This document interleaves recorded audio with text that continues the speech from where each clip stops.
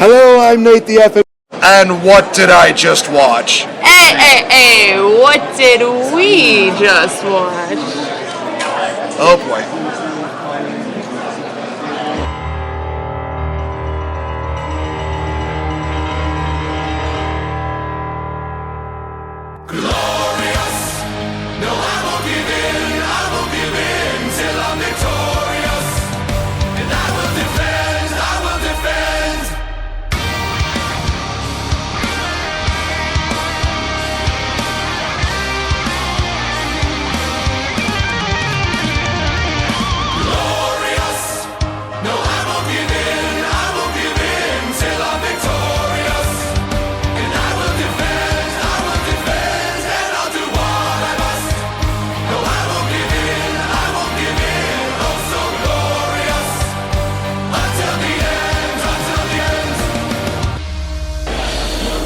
Alright guys, finally the last interview for the day. Well, not really an interview, it's more of a review. Of course, I am Nate the F. and Great, joined here by the one and only Miss Sarah and a new friend of mine, Mr. Evan. How are you guys doing today?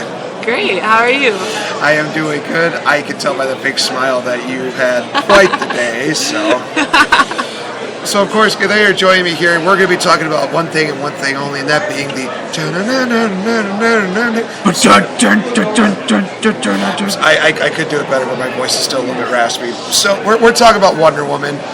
Came out this past Thursday, and to positive reviews beforehand, and a couple of negative Reddit reviews, and for that negative Reddit reviews, I just have one simple thing that I would like to say to you, and even though this is a family-owned event...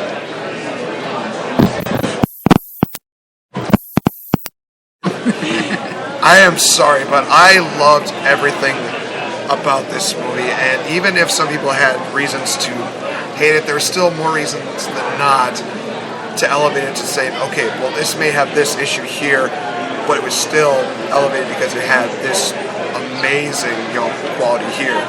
But before we get into that, I think people need a little bit of a history lesson on who Wonder Woman is, and I can't think of a better person to kind of talk a little bit about it than a fangirl who's been following Wonder Woman since she was 3, from what my understanding. Oh my gosh, I can't remember a time I wasn't.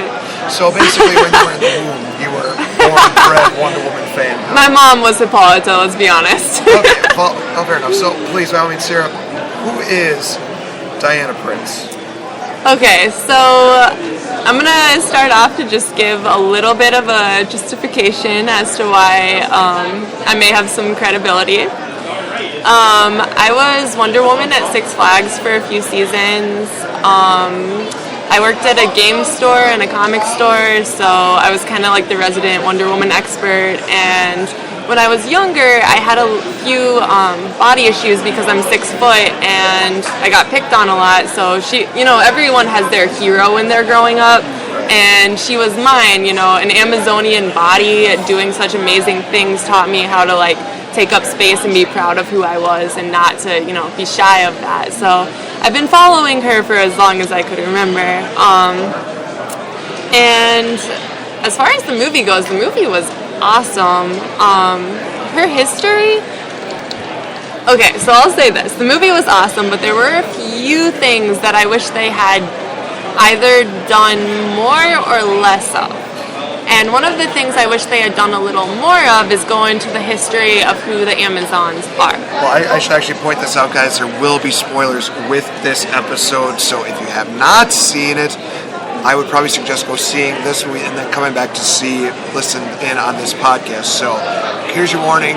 5, 4, 3, 2, 1, continue. Wonder Woman is Batman. We're going in. We're going in deep. Alright, so they decided to go in the movie with the New 52 origin story, which, is different. The original origin story is that Hippolyta molded her out of clay and the gods brought her to life. And in this version, they decided to go with her demigod origin, which means that whole made of clay brought to life version was more of a ruse. And it was to protect her. In the comics, it was to protect her actually from Hera, because she's a demigod by Zeus. But in this, it was to protect her from Ares. And as I was saying, one of the things I wish that they had gone more into was, the history of the Amazons. And, they have a history of being enslaved, depending on which story you're reading, either by Hercules or by Ares. And, having to fight their way out of that and being kind of scorned by mankind. And so there's this real deep history as to why they, have some trust issues, and Diana coming up not understanding that. They kind of touched on it, but instead of having it as a bedtime story, I wish they would have really gone in and let you experience it. Right. I think it's so vital to the Wonder Woman story. So, Evan, how did you feel like the beginning few minutes of the story was? We're talking how they really kind of started the story out for Diana Prince.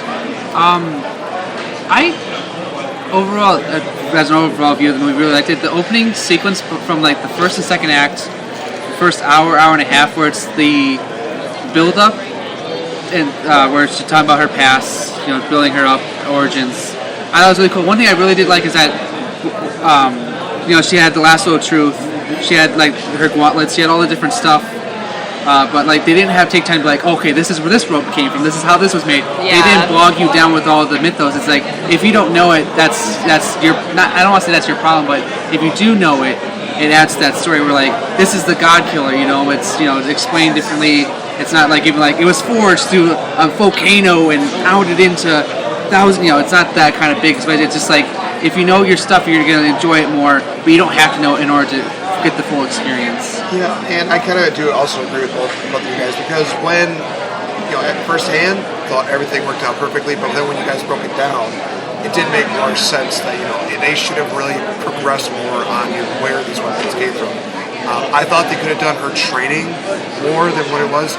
Maybe developed a little more connection between her and her aunt and her mother, and do something a little bit more. But I guess I can see why they wanted to do that, because they know they're fans. They want to rush right in and get in on the action. Just start having people just wailing away, killing each other. Blah, blah, blah, blah, blah.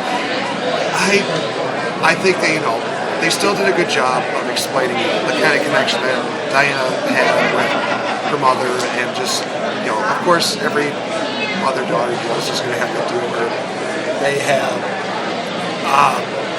a time where the mother is always trying to protect her, and the daughter just saying, I'm fine, it's going to be fine, I want to do this. And I'm sure you probably have those kind of situations with your mom where you're just like, it's okay, mother, I'm fine, I can handle myself, thank you.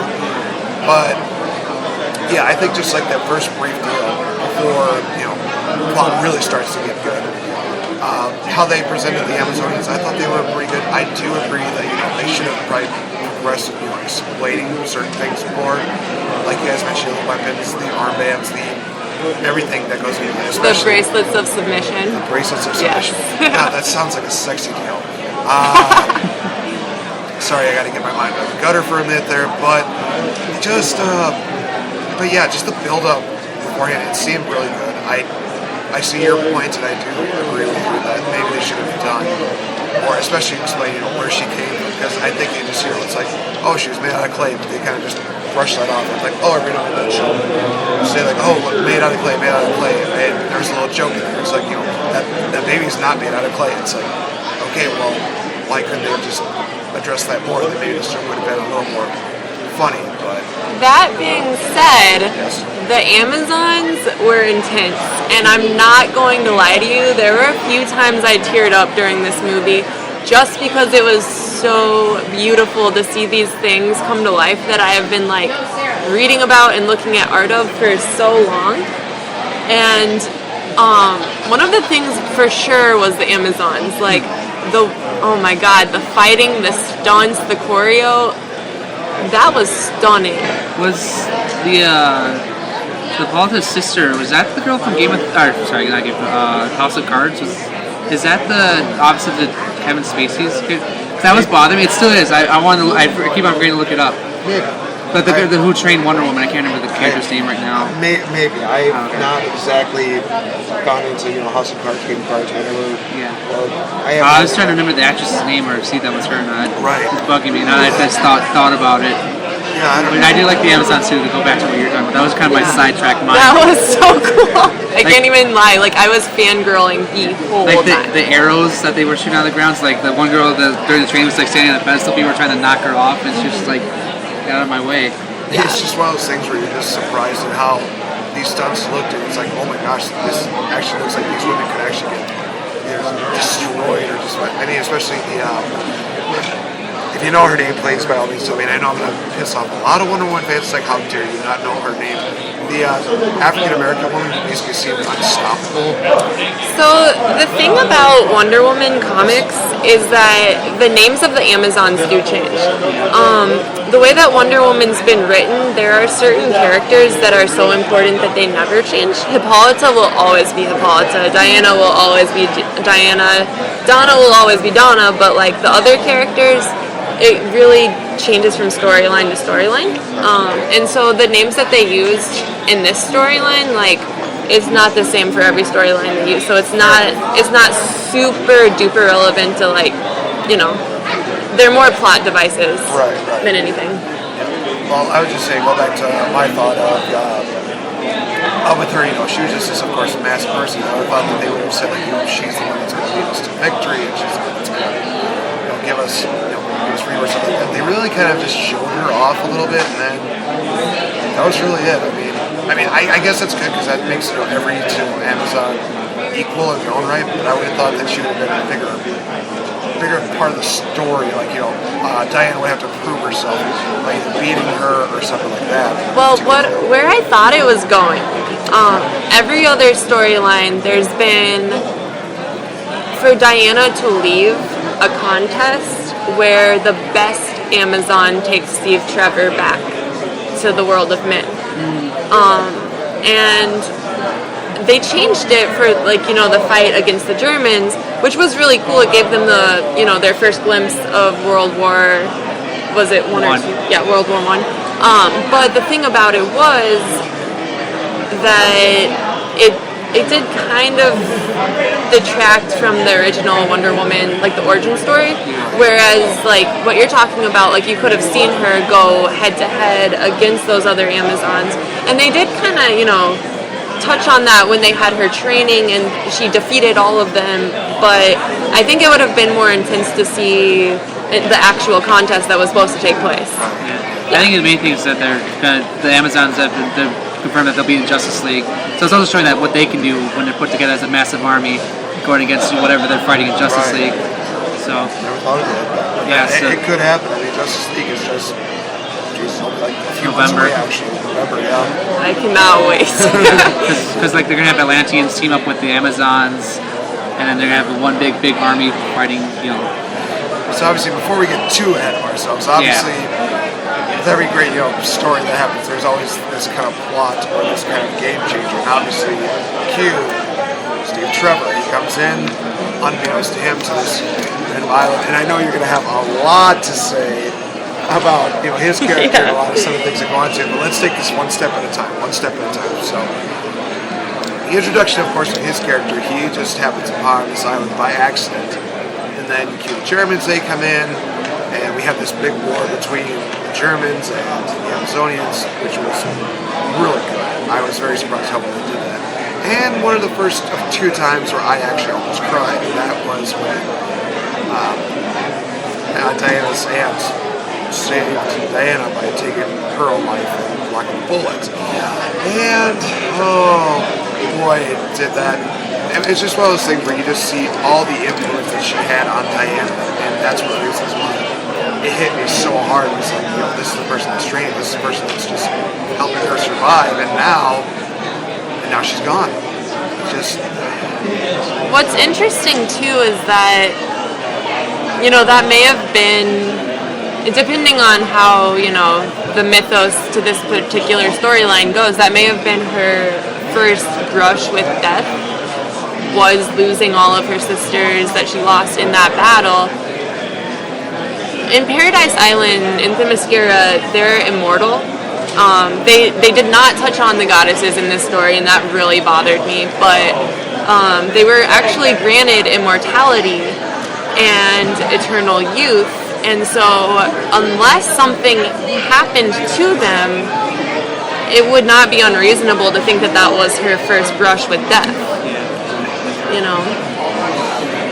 Yeah, I think in this story they just have the eternal youth, because as you can tell from the gap between Wonder Woman and BVS is a big, long time gap, and Diana doesn't look like she aged a day, So I think there's dumping, because that was always my problem with it. Is she has the cuffs which can block bullets, but she can take a punch from Superman, but this year she can't take a bullet, which always bothered me because I thought the cuffs were just something to say I'm super cool.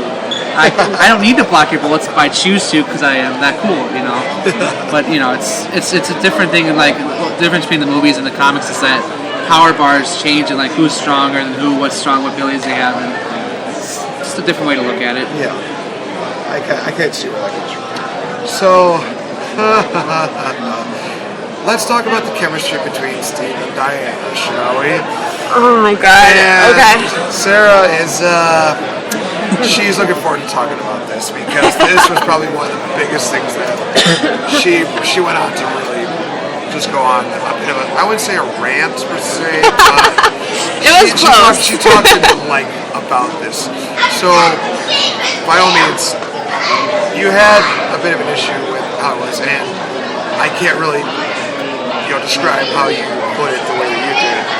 Okay. Please. Alright. How was it that you explained to me that it seemed like Diana wanted... Okay, so here's what I'm gonna say. First and foremost, I loved this movie. I cried a few times because of how beautiful it was for me to see these, characters that I've been following for so long on the silver screen. We've all been waiting 75 plus years for this. Yeah. But I am gonna say I didn't necessarily appreciate them making Wonder Woman into a thotty. Let me explain myself. This where it gets good. So on Paradise Island, on Themyscira, there is eternal youth and eternal life, and there's no reason why Amazons, not human beings, but Amazons, would not have certain desires and certain needs. And there would be no reason for those needs to not be met. There would be no social stigma against lesbianism. There would be no such thing as lesbianism because that's all there is. There is no alternative. So, sexual needs would have been met irregardless of it, any stigmas, any taboos. So for her to act like she has never been pleasured ever doesn't make sense to me. And it doesn't make sense to me that it makes sense to me that she would be curious about a man. It would make sense to me that she would want to find out what that's about. But what not makes sense to me is that this idea that she would be so thirsty because she has never been pleasured and now she finally has a chance. I really didn't appreciate that right off the jump, the first chance she got, the first chance she was alone with Steve Trevor on the boat, that is immediately where it went. I did not appreciate that. They kind of overplayed her naivety a little bit because she's already naive about good versus evil.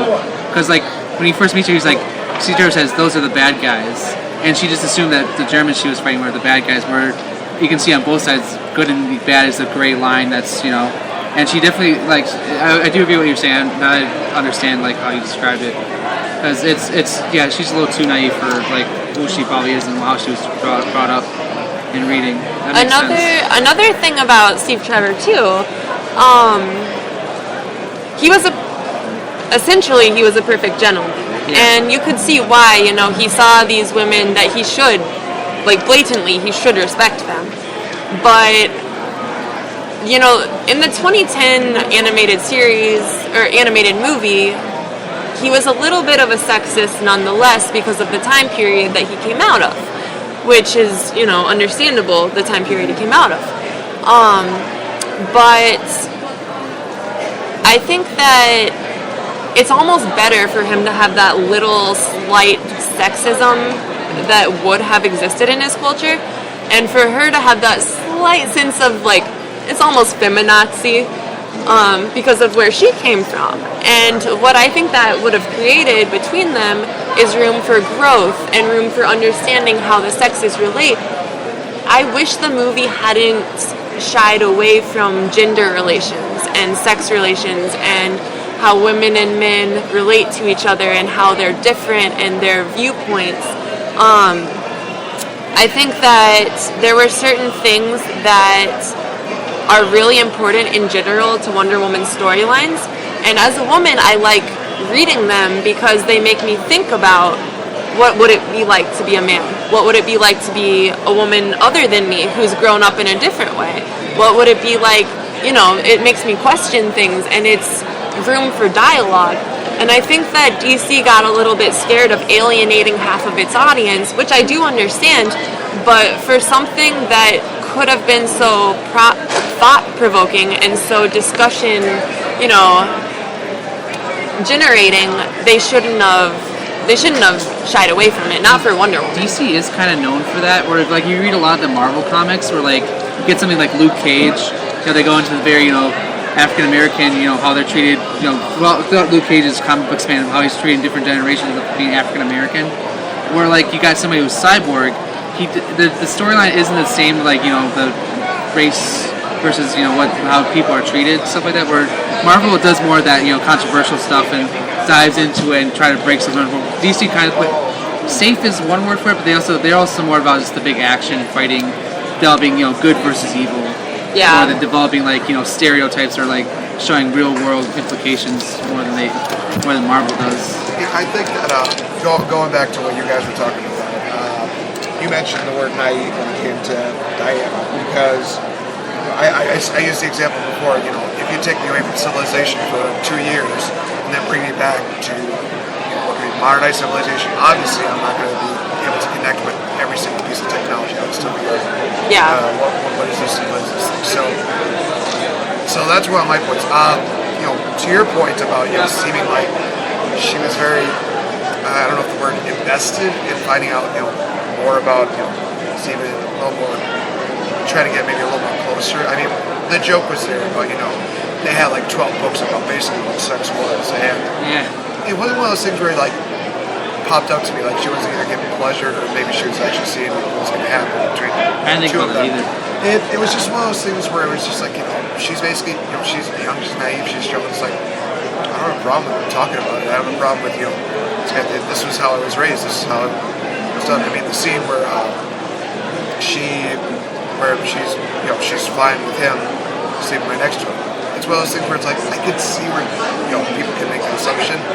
From my point of view, I thought of it more as that she's just innocently saying there's no problem. It's not like we're gonna do anything or anything like that. And you kind of saw that with Steve's character. He was just like that's usually not as acceptable with our culture, where in her culture it's like it's no big deal. It's like especially when she does get to London. She goes into that war meeting room where the guys are like, "Oh my god, a woman!" And in a man's war room, not on my watch. That also brings up the sexism that you were talking about. Obviously, they didn't bring it with Steve, but they did do a lot of it. It's like a small snippet where they could have gone so much more. And I do agree. I would have liked to see those played out a little more because, like I said, about an hour and a half, it cuts into this is a war movie now. And it kind of cuts away from that, where they might have been going with that first hour and a half of storyline. That was some really good stuff about her naivety and transitioning from, Paradise Island to London and World War I and all that stuff. Yeah. I'll also play devil's advocate because, listening to you guys and, my own opinion, playing devil's advocate almost on myself, when you talk about feminism and what it means to be a feminist, sex is a really sticky subject because on the one hand it's don't bring it up, don't act like a thought, which was how I kind of was originally, that was my thought. The other half of it that you guys are making me think about is, well, what would be wrong with talking about it if she did grow up in a place where it was completely naturalized and normal and there was no stigma? So, I guess that I hadn't necessarily considered it that way, but that's really interesting to consider as well. The crazy thing was that Steve did try to basically explain, my culture, this is not how we do it. I mean, if a guy's sleeping with a girl, it's not as actually, respected, I guess. She definitely wasn't afraid to speak her mind at all. Right. She It's wasn't like- afraid to say what she was thinking. It's the other side of the feminist argument. Which again is another reason why, one of the few reasons why I thought, Diana Prince is right now hands down my favorite hero female, because she does stand up for what is right, but she also is not afraid to either A, voice her opinion, or B, just try to be that role model for people saying, this is why I feel this is the right way to do. I can understand, some people say well, obviously your way is not always the right way, but she always has good intentions behind it. There's some people that have to say this is the right thing to do, but there's bad intentions behind it, like certain things that Batman does. Obviously, it's like, hey, he's doing something good, but at the same time, it's for his own benefit. He's critically injuring people in hospitals, Exactly. With Diana Prince, I felt like she was doing it because she felt like this is the right thing to do. There's not really any bad repercussions that come out of it. I mean, obviously we don't know until later that there is. On that point, one of the things I thought that was really interesting about the screenwriting was that in the books, there's so many times where she is questioned about why she's supporting humanity and what do they deserve, why do they deserve her protection. The dialogue between her and Ares at the end really played off of what you would have seen in the comics, and her coming almost to grips within her own mind about why she's doing what she's doing, and the thought that love was strong enough to make it worth it. On the other half of the screenwriting, that was very much in character for Diana. That was very much in character for a Wonder Woman story. On the other half of the story, the story screenplay, though, there were certain things that were very out of character for her that hit me really hard.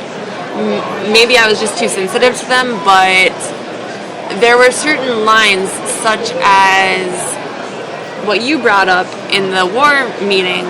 She would have never been okay with men saying, why is a woman in the room? She would have immediately questioned it. There would have immediately been a counter argument, or at least a question. And then another line that she said that would not have been in her vocabulary was, innocent people are dying, women and children. She could have said children, but she would have never said women. Never, because in her culture, women should have fought for themselves. Her question would have been, why are they not fighting? In her mind, she would not have made a differentiation between men and women and children. It would have been children are dying and innocent people. And so that really stuck with me. The screenwriting, on the one hand, was very much in character for her. And then on the other hand, it was I could tell that it was written by a man, which is totally fine. Men can write Wonder Woman. I'm not harping on that. No, not at all. But I think if you're going to write for someone outside of your gender or sex or race or orientation or whatever, you have to know and, get feedback from someone in that As group. someone who is a screenwriter and does make films and writing, when I wrote a Femme Fatale film, and I was the first one to admit, among our group, we have no idea how to write a woman. It's very hard. And I have no problem asking. I took no. You may have took offense to what she said, but I took no offense to that. Give me a hard time, buddy. But it's really just knowing your point of view and knowing that you're not objective. Knowing that you have an opinion, because we all do, because it's where we come from, So for instance, if I was going to write a black woman, I would have to ask someone to approve that who fits that group, because as much as I think I know what I'm talking about from talking to people, I would have to make sure that okay, is this actually what you would say? Is this actually what you would do? Not what I think you would do, but what you would do, Yeah. I think again, going back to your point, it definitely does show a lot of the cultural differences between what would happen if you had the Amazonian background compared to what is basically now like our modernized background back in the 40s, Something like that. Yeah. something earlier. But because obviously back then, obviously, again, Diana Prince, she shows that she's a woman with spunk. She's a woman who definitely does want to speak for herself and she knows what's right. Yeah. Obviously, she's one of the first to do that. In our modern culture, it's not always one of those things where people are really used to. I mean, obviously, in the war room, like you said, it's just like, hey, gosh, a woman's talking. What is going on here? It probably wasn't until maybe like 10, 20 years until Susan B. Anthony came around when it's like, hey, finally, I'm going to voice my opinion. I'm a woman. I don't care. This is what I feel. And that's, again, another reason why Wonder Woman is so highly respected is because she speaks her mind. She knows what she's doing is right. And, again, she represents a lot of women and, like you said to your point, the line of, innocent people, women and children. I agree with what you said. I think that maybe they use that line one too many times, and the fact that she really harped on women. It's like, yes, we get it. She's an independent woman. She cares about women, but at the same time, you don't have to drill it in our skulls. We got it. And she would have expected them to be able to take care of themselves in the same way that men should have been able to. Right. She hasn't seen that world, so if there are women there, she would have compared them to what she knows, which is Amazon. Yeah. And of course, the women during that time period would just have been like, oh, no, we never do that. But, I think that Diana would be one of those people that would say, you have them.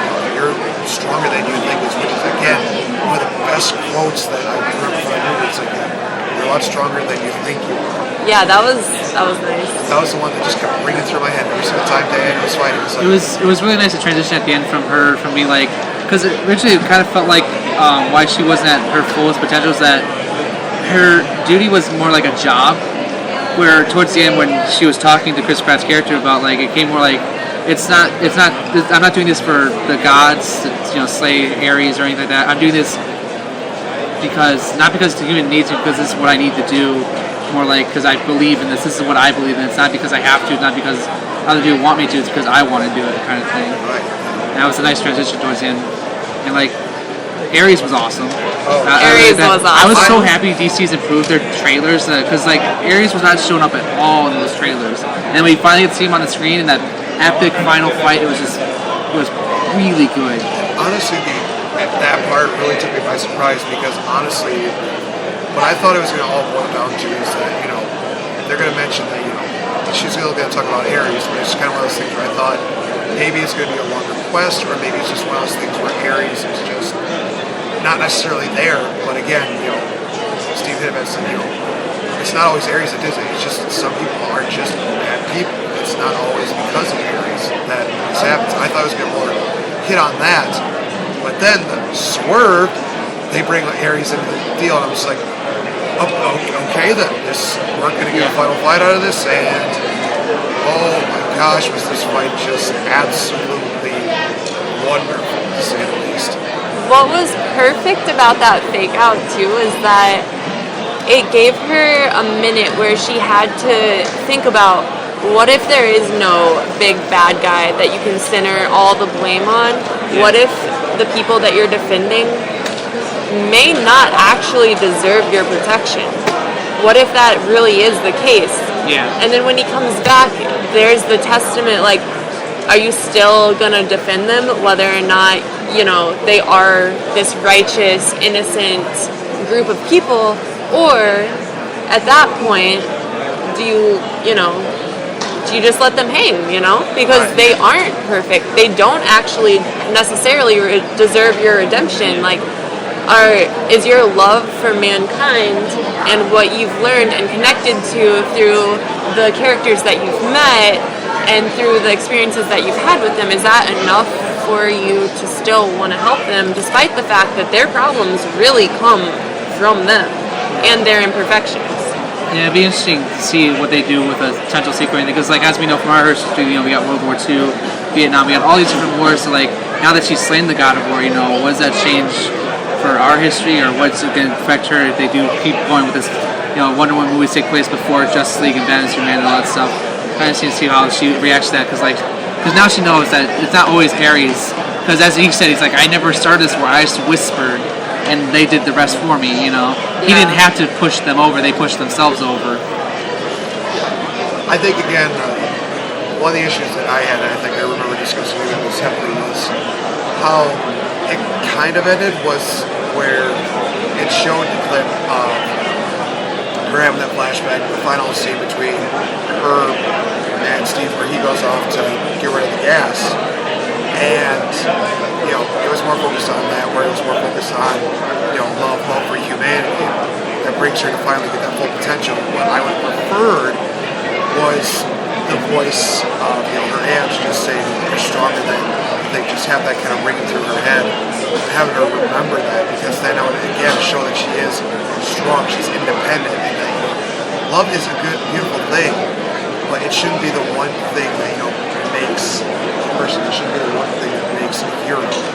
It's, you know, just strong belief in yourself and showing that, you know, you can persevere. You not only believe in yourself, but if you know that you can do it, then just go for it. That's probably my only one issue I probably had with that, but I liked where it was kind of connected. I do see what you're saying. Devil's advocate, I would say that because at that point she could fight him, but why would she? You know what I mean? Like, at that point, her reasoning for fighting him would have gone away had it not been for Steve and the connection she made with those I men. mean, she could have just given up when she was like wrapped in that metal thing, and the other guys were swarming in on her, the group that she was with. I mean, what he was offering her was pretty decent, you know? She could have just taken that offer, but it was like, what makes a man worth it? And so her connection with Steve, I thought was nice. Showing that there's you know? potential, even beneath all the guck, is there's potential for greatness and goodness and love. And The duality, yeah. One other comment, just to bring this up before, you know, we move on. Going back to gender relations within this, because that is so vital to Wonder Woman as, I mean, even a concept. It bothered me a little bit that after the Amazons, after that, seeing it was, I don't know, maybe the first 20 or however long of minutes, it was almost like the women were more or less written out of the story. Which, for me, going back to what I was saying, one of the interesting things about reading Wonder Woman is that I get to see what does it, like, you get to question, what does it mean to be a woman? What does it mean to be a man? And so I thought they missed another opportunity where they could have made Etta Candy far more important than she was. And there weren't very many women that, after she left the Themyscira, that she related to. Etta Candy was pretty much it, but they didn't make her very important. So it was her and the men that she was with on this mission, and there wasn't that checker balance that helped her figure out what do women do in this world. Yeah. Like, One thing I thought I been kind of cool. felt like she was a tomboy for some reason, for like a brief period of time. I mean, without that connection, Yeah. like, she felt like one of the guys. You know, one thing they could have done is really cool is that what I can remember from World War was that women were not allowed to serve. But it would have been really cool if they would have made a woman character who breaks that norm. So that's, you know, another one of their like scout troops. That'd been kind of cool. They're a good story plot to go with. But yeah, a lot of them were just, you know, meant to stay at home and shelter and pray for the best. I mean, Yeah, what I do understand is that for the period, it wouldn't have made a lot of sense. But they already had a female character. So what bothered me was they wrote out the goddesses. The most important gods to Wonder Woman before the New 52, and, you know, before her becoming a demigod, were not Zeus. It was, you know, Ares as a villain. It was Athena, Hera, Hermes, actually. But you know what I mean? Like, there were the goddesses, Aphrodite, like, her sayings, Great Gaia, Hera, help me, Athena, guide me. That's who she's talking to. So that is very important for her culture. And the fact that those goddesses were not mentioned bothered me. And the fact that, like, the Amazons were the representation of women, and then they left. And then it became Etta Candy, but they did not make Etta Candy important. So, like, it was kind of like, why am I watching Wonder Woman and there's no women in this movie after the first, like, 20 or 30 minutes? You know, it's a 2.5 hour long movie. And I'm not gonna, you know, say we should have women that were in roles that they might not have been in that time period, but they did have certain opportunities that I think that they should have gone with, such as, you know, taking Etta Candy's character and making it more vital. You know, I think it would have been very interesting to add those goddesses in there, and maybe somehow they like randomly appear through, like, you know, like say, like, you know, Athena could have been through the secretary, or Aphrodite could have been through, you know, as you mentioned, the one woman who made it through the army. Yeah. Just, you know, maybe somehow have them kind of like, Or a woman disguised as a man that wants to serve but can't.